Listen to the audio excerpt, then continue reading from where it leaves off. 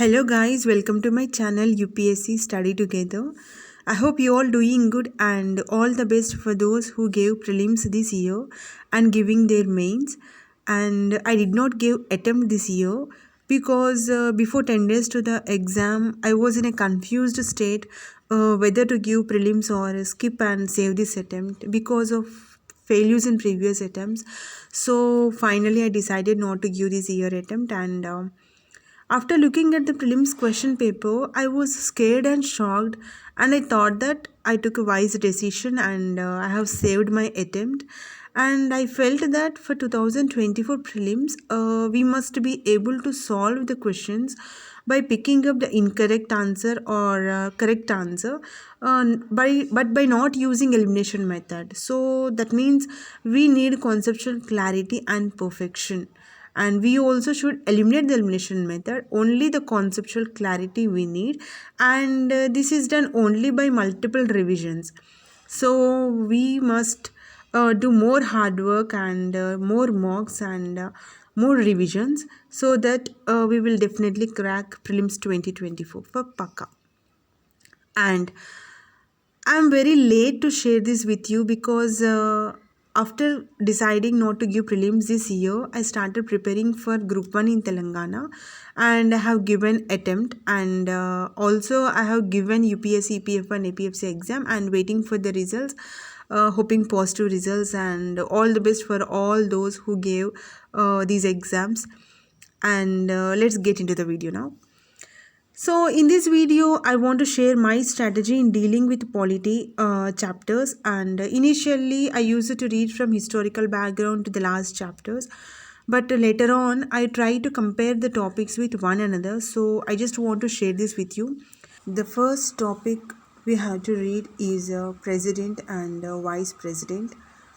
So we can compare the election of president to the election of vice president.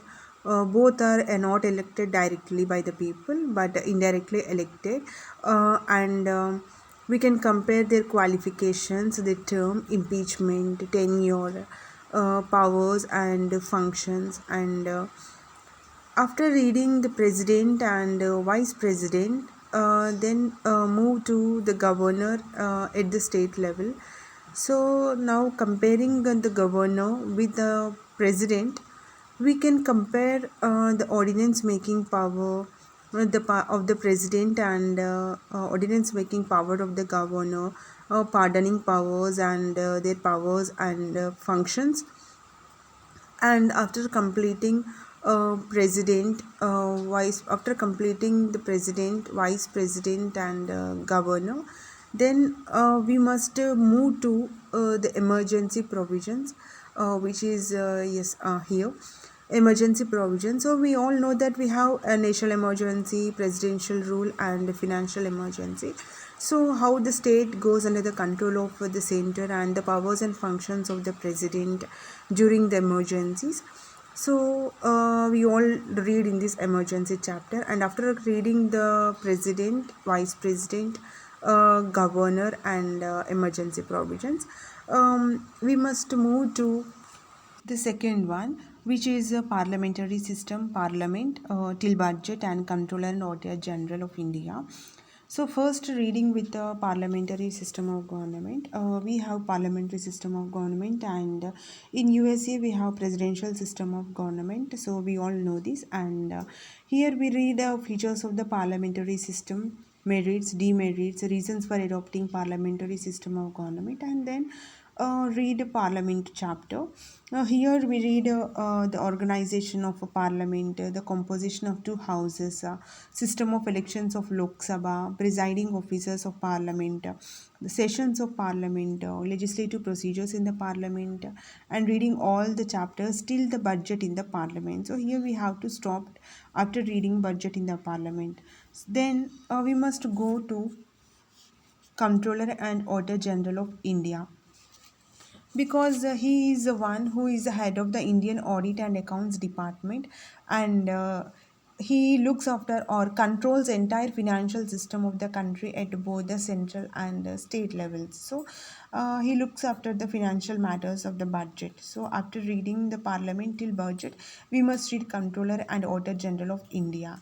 And after completing the CAG, then we have to resume the parliament chapter after budget. And then after reading the parliament chapter, which is at the central level, then we must move to the state legislative chapter.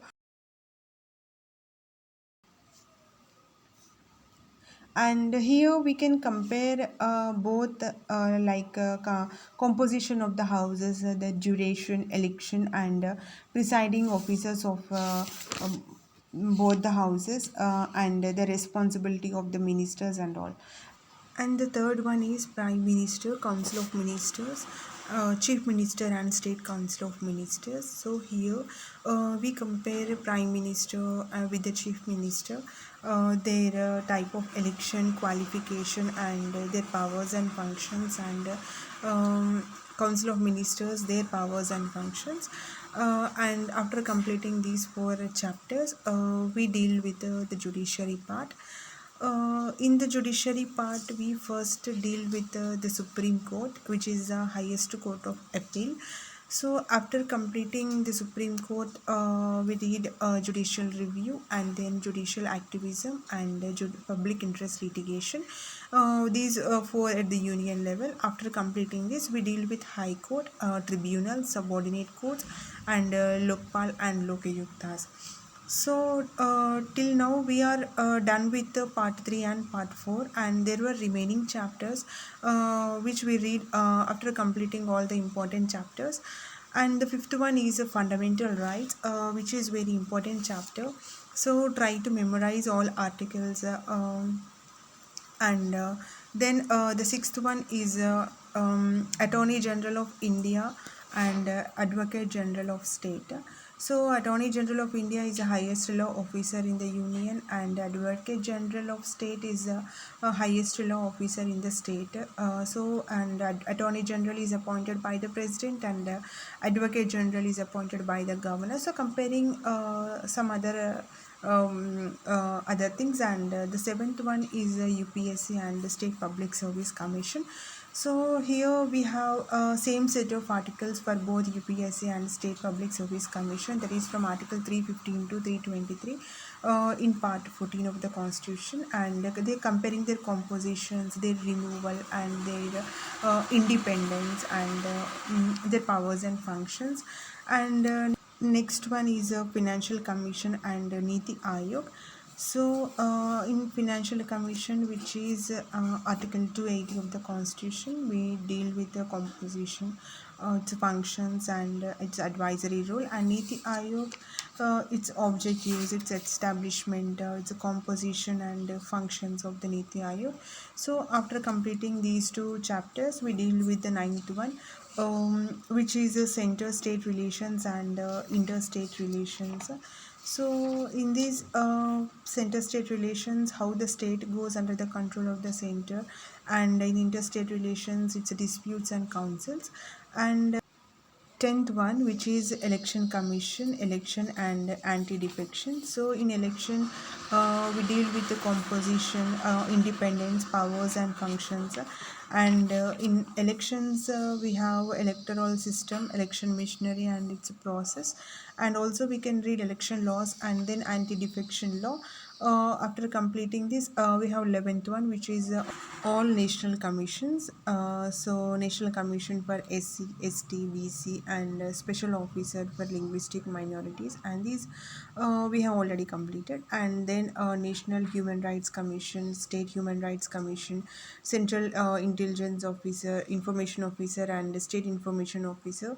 And then State Vigilance Commission and Central Vigilance Commission, and all these topics also. And then the 12th one is citizenship, directive principles of state policy, and fundamental duties, and union and its territories. So after dealing with these four chapters, we have to deal with the 14th one, in which is amendment of the constitution, and preamble of the constitution. So the amendment of the constitution, we deal with the article 368, which is a part 20 of the constitution, and the preamble, it's a procedure for amendment also. And in preamble, the supreme court judgments, and whether the preamble is a part of a constitution or not.